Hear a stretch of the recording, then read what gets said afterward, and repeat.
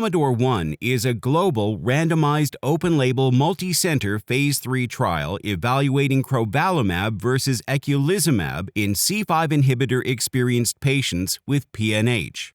Crovalimab is a novel C5 inhibiting antibody with an innovative recycling mechanism, long half-life, and high bioavailability.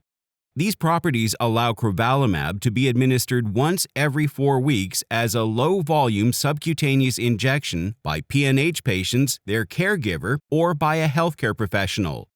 In the randomized arms of COMMODORE 1, enrolled participants who were receiving eculizumab either switched to crovalimab or continued on eculizumab for a primary treatment period of 24 weeks. Crovalimab was well tolerated during the primary treatment period in treatment-experienced patients with PNH.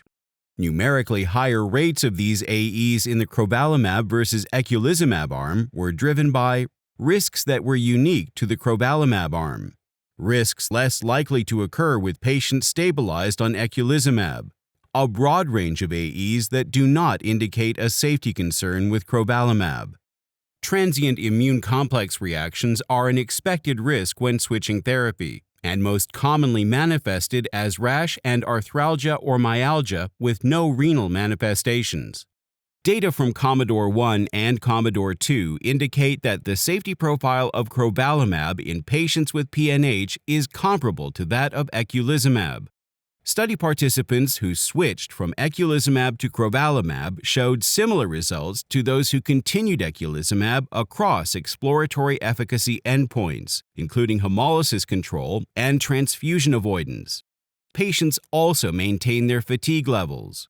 In an exploratory analysis, 85% of surveyed COMMODORE 1 patients who had switched from eculizumab to crovalimab preferred crovalimab.